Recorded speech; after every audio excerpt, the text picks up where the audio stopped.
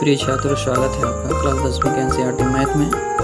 और आज के इस लेक्चर में हम लोग प्रश्नावली 3.2 के प्रश्न नंबर 1 को अच्छे से हल करेंगे। इसलिए वीडियो में लास्ट तक बने रहिए और एक एक पॉइंट को अच्छे से समझिए।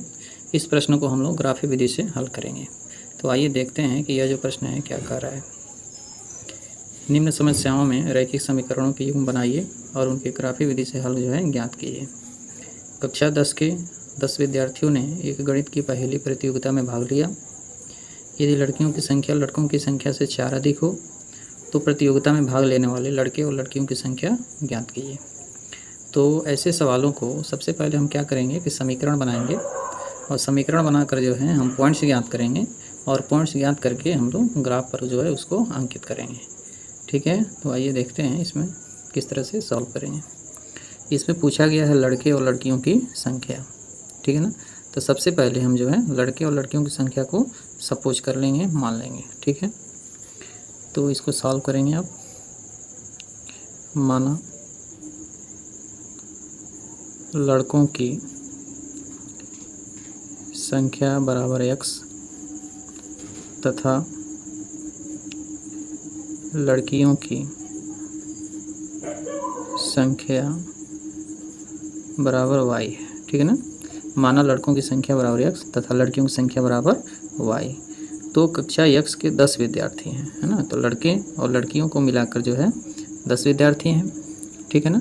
तो अब क्या करेंगे, अब यहाँ लिख देंगे प्रश्नानुसार, चूँकि 10 विद्यार्थी हैं लड़के और लड़कियों को मिलाकर, इसलिए x + y बराबर हम क्या कर लेंगे 10, ठीक है।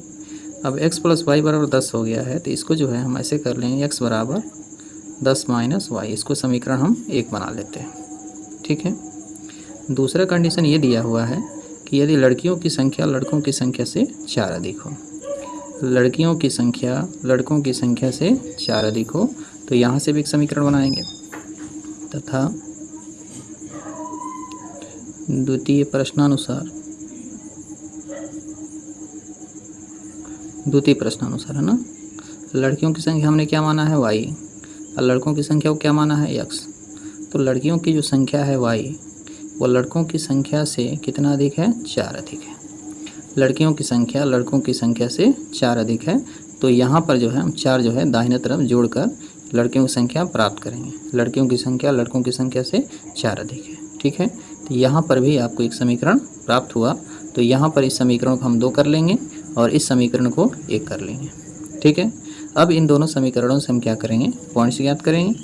तो सबसे पहले हम क्या करेंगे, समीकरण 1 से लिख लेते हैं। समीकरण 1 से, तो समीकरण 1 हमारा क्या है, x बराबर 10 - y। तो x बराबर है 10 - y, ये हो गया समीकरण 1। अब यहाँ पर हम क्या करेंगे कि टेबल बना लेंगे और उस टेबल में हम बिंदुओं को दर्शाएंगे। तो इस तरह से हम टेबल बना लेंगे और टेबल में जो है यहाँ पर x लिखेंगे, यहाँ पर y लिखेंगे, यहाँ पर a लिखेंगे, यहाँ पर b लिखेंगे और यहाँ पर c लिखेंगे। मतलब कि ये पहला बिंदु होगा, ये दूसरा बिंदु होगा और ये तीसरा बिंदु होगा। अब हम क्या करेंगे कि इस समीकरण में हम चूँकि दाहिने तरफ y है तो y की जगह पर हम मान भरेंगे और 10 में से उसको घटाएंगे तो x का मान प्राप्त होगा, ठीक है। तो सबसे पहले हम y की जगह पर क्या भरते हैं, 2। मान लीजिए यहाँ पर हमने क्या भरा, 2। तो जब यहाँ पर आपने 2 भरा तो 10 में से 2 घटेगा, तो जब 10 में से 2 घटेगा तो क्या मिलेगा, 8 मिलेगा। तो x बराबर 8 हो जाएगा। तो x के जो कॉलम है ना इसमें 8 लिखेंगे, ठीक है। अब y की जगह पर हम भरेंगे 4। हमने 2 भरा है ना, कोई भी संख्या भर सकते हैं, तो हम जो है यहाँ पर सम संख्या जो है भर रहे हैं, ठीक है। तो y की जगह पर हमने 2 भरा तो 10 में से 2 घटा तो 8 मिला, तो x बराबर 8 हो गया। y की जगह पर 4 भरा गया है ना, यहाँ 4, तो 10 में से 4 घटेगा तो x बराबर मिलेगा 6, ठीक है। अब y की जगह पर हम क्या भरेंगे, 6, ठीक है। जब y की जगह पर 6 भरेंगे तो 10 में से 6 घटेगा और 10 में 6 घटेगा तो क्या मिलेगा, 4 मिलेगा। तो x बराबर 4 होगा और यह जो 4 है x वाले कॉलम में लिख देते हैं, ठीक है। अब क्या करेंगे कि इन तीनों बिंदुओं को जो है एक जगह हम लोग लिख लेते हैं। ये जो बिंदु होगा इसमें पहले x का मान लिखा जाता है, फिर y का लिखा जाता है। x का 8 है, y का 2 है, तो 8 और 2। दूसरा बिंदु है b। अब b के लिए क्या लिखेंगे, 6 और 4। तो पहले x का लिखेंगे फिर y का लिखेंगे, तो x का 6 है, y का 4 है। और तीसरा जो बिंदु है c, पहले x का 4 है, y का 6 है, तो यहाँ लिख देंगे 4 और 6। यहाँ पर जो है 3 बिंदु जो है पहले समीकरण से प्राप्त हो गया है। ठीक है, अब आइए जो है हम समीकरण 2 से जो है फिर से हम जो है 3 पॉइंट प्राप्त करते हैं। ये समीकरण 2 है और समीकरण 2 से भी 3 पॉइंट जो है इसी तरह से प्राप्त करेंगे। तो यहाँ लिख देंगे समीकरण 2 से। ठीक है, अब आपके पास जो समीकरण 2 है y बराबर x प्लस 4, इसको जो है यहाँ पर उतार लेते हैं y बराबर x प्लस 4। ठीक है, अब y बराबर x प्लस 4 जो आपको उतार लिए हैं, तो यहाँ पर हम उसी तरह से टेबल बनाएंगे और टेबल बनाकर जो है बिंदुओं को प्राप्त करेंगे। ठीक है, तो इस तरह से जो है हम टेबल बना लेते हैं। 3 टेबल बनाएंगे जिसमें जो है 3 बिंदुओं को दर्शाया जाएगा, है ना। इसमें x लिख दीजिए, इसमें y लिख दीजिए। 3 कॉलम बन गया, है ना। देखिए इसमें लिख दीजिए, देखिए इसमें A B C लिखे हैं, है ना। इसमें A B C आपने लिखा है तो इसमें कोई दूसरा नाम रख दीजिए, है ना। यहाँ रख दीजिए D, यहाँ E और यहाँ पर F। 3 बिंदु आपने रख दिया। अब यहाँ पर मान रखेंगे और x का मान क्या रखना है, चूँकि छोटा ही मान लेंगे, है ना, छोटा ही मान लेंगे। तो x बराबर हम यहाँ 1 रखेंगे, वहाँ y रख रहे थे और यहाँ पर x रखेंगे। तो x का मान जब यहाँ 1 रखेंगे तो 1 में 4 जुटेगा, 1 में जब 4 जुटेगा तो 4 और 1 कितना होगा, 5 होगा। तो y बराबर कितना हो जाएगा, 5। तो y के कॉलम में हम जो है 5 यहाँ पर लिख लेंगे। ठीक है, अब यहाँ रखेंगे x बराबर 2, तो यहाँ जो है x बराबर 2 रख दिया गया और 2 में 4 को जोड़ देंगे तो 4 2 कितना होगा, 6। तो y का मान यहाँ 6 निकल गया। फिर x का मान हम 3 ले लेते हैं, तो यहाँ 3 रखिए, 3 में 4 जोड़ेंगे तो 3 और 4 कितना होगा, 7 होगा। तो y बराबर कितना हो जाएगा, 7। ठीक है, तो इस तरह से यहाँ पर भी जो है 3 बिंदुएं प्राप्त हो गई। पहला बिंदु D है तो इसमें सबसे पहले x का मान रखेंगे फिर y का रखेंगे। तो x का मान 1 है, y का मान 5 है ना। फिर यहाँ देखिए E है तो x का मान 2, y का मान 6। तो पहले 2 लिखेंगे फिर 6 लिखेंगे। फिर यहाँ देखिए F है तो यहाँ 3 है और यहाँ पर 7 है, तो 3 और 7। ठीक है, तो इस तरह से जो है दूसरे समीकरण से भी 3 बिंदुएं जो है प्राप्त हो गई। ठीक है, पहले समीकरण से भी 3 बिंदुएं प्राप्त हुई और दूसरे समीकरण से भी 3 बिंदुएं प्राप्त हो गई। अब इन बिंदुओं को जो है हम ग्राफ पेपर पर दर्शाएंगे। ठीक है, तो इस तरह से जो है हम ग्राफ बना लिए हैं, है ना। और इस तरह से हम जो है ग्राफ बना लिए हैं। इसमें x और x एक्सिस है और दूसरा जो है y और y एक्सिस। इस तरह से लंबवत 2 रेखाएं खींच लेते हैं, x और x एक्सिस और y एक्सिस। और ये दोनों जो है बिंदु O पर काट रहे हैं, तो इस बिंदु को हम मूल बिंदु कहते हैं। ठीक है, अब क्या करेंगे कि अब x अक्ष पर और y अक्ष पर जो है हम बिंदुओं को बराबर दूरी पर दर्शा देते हैं। ठीक है, और x एक्सिस पर सभी x के मान दर्शाए गए हैं और y एक्सिस पर सभी y के मान दर्शाए गए हैं 1 से 8 तक। हमारे पास जो बिंदु है ये है ना। A का मान है 8 2, B का मान है 6 4, C का मान है 4 6, D का मान है 1 5, E का मान है 2 6 और F का मान है 3 और 7। ठीक है, तो अब एक एक करके जो है हम बिंदुओं को दर्शाते हैं। ठीक है, तो सबसे पहले हम पहले समीकरण के तीनों बिंदुओं को दर्शाएंगे। देखिए x का मान 8 है, y का मान 2 है। x का मान 8, y का मान 2। ठीक है, अब x का मान 8 जो है देखिए कहाँ पर है, तो x का मान 8 यहाँ है और y का मान 2 यहाँ है।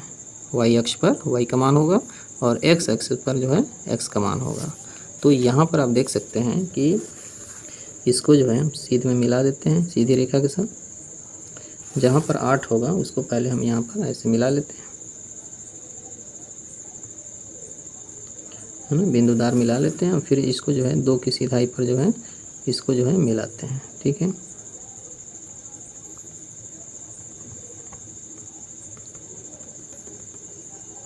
तो यहाँ पर यह जो बिंदु है काट रहा है, तो यहाँ पर हम A लिख देंगे और A का मान है 8 और 2।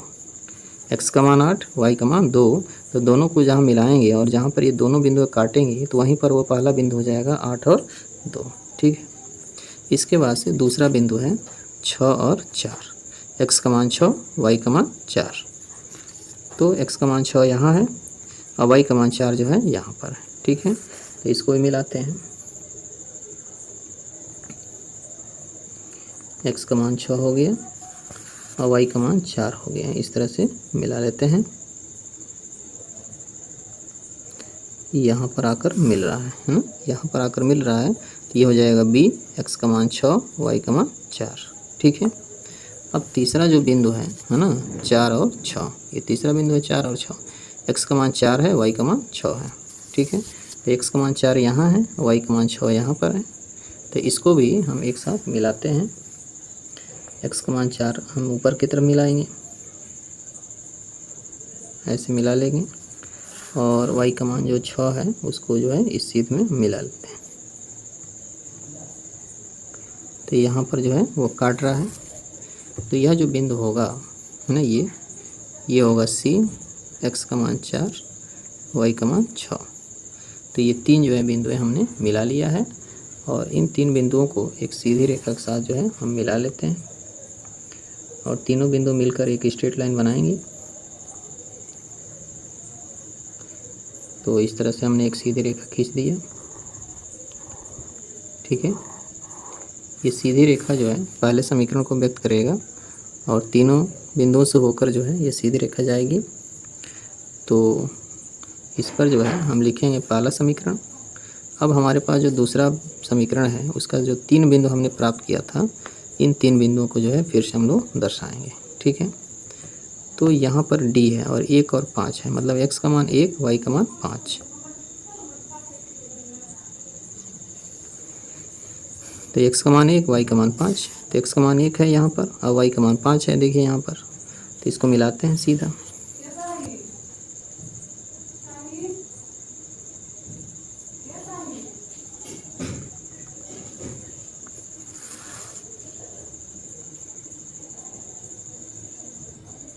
देखिए यहाँ पर आकर मिल गया। ये हो गया आपका D, इसको हम D लिख लेंगे। x का मान 1 है, y का मान 5, ठीक है। तो ये D हो गया, x का मान 1, y का मान 5। दूसरा है E, x का मान 2, y का मान 6। तो x का मान 2 यहाँ पर है, y का मान 6 यहाँ पर है। तो इसको सीधे मिला लेते हैं।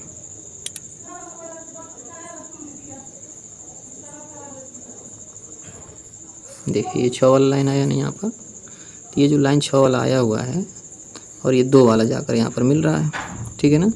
तो इसको लिख देते हैं E, और ये हो गया 2 और 6, ठीक है।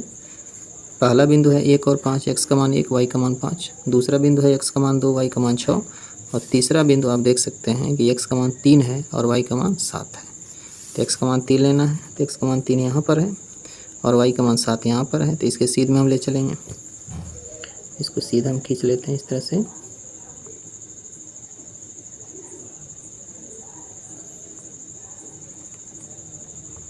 तो x का मान 3 हमने खींच लिया और y का मान 7 लेना है इस तरह से, ठीक है ना। तो यह जो है यहाँ पर काट रहा है, ठीक है। इसको हम f मान लेते हैं। x का मान 3 लिया गया है और y का मान 7 लिया गया है। तो इस तरह से यहाँ पर भी 3 बिंदुएं जो हैं प्राप्त हो गई, और इन 3 बिंदुओं को फिर से हम लोग मिला लेते हैं। तो एक सीधी रेखा जो है प्राप्त होती है। इस तरह से हमने जो है एक सीधी रेखा खींच दिया, और ये दोनों रेखाएं जो हैं बिंदु यहाँ F पर काट रही हैं, और जिस बिंदु पर काट रही हैं उस बिंदु से x अक्ष पर और उसी बिंदु से y अक्ष पर जो है जब हम लंब खींचेंगे तो जिन बिंदुओं पर ये मिलेंगे वही इस समीकरण का हल हो जाता है। तो जो पहला समीकरण है ना, वहाँ पर जो है वहाँ पर उस समीकरण का नाम लिख देते हैं। तो पहला समीकरण था x + y = 10 था, तो यहाँ लिख दिया x + y = 10। और दूसरा जो समीकरण था y = x + 4 था, ये दूसरा समीकरण था। अब इस प्रश्न का हल क्या होगा, है ना। इस प्रश्न का हल क्या होगा, आइए इसको देख लेते हैं।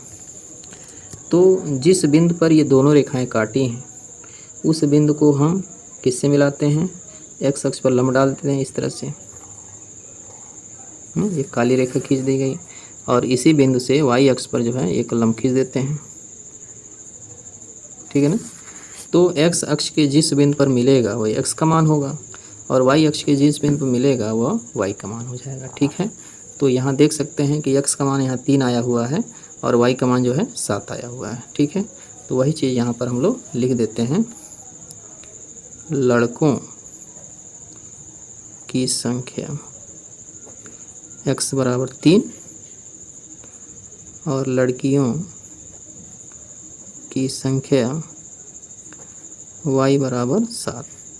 तो लड़कों की संख्या x 3 है और लड़कियों की संख्या 7 है, और दोनों को जोड़ देंगे तो टोटल 10 विद्यार्थी हो जाएंगे। तो 10 विद्यार्थियों में 3 लड़के हैं और 7 लड़कियां हैं।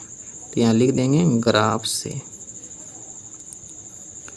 स्पष्ट है कि लड़कों की संख्या x बराबर 3 और लड़कियों की संख्या y बराबर 7। ठीक है, तो मैं आशा करता हूँ कि यह जो प्रश्न है काफ़ी आसानी से आपको समझ में आया होगा। तो एक बार शुरू से स्क्रीनशॉट ले लीजिए और फिर से जो है इसको अपने मन से कॉपी में लिख कर जो है प्रैक्टिस करेंगे। फिर भी कोई डाउट होगा तो कमेंट करेंगे।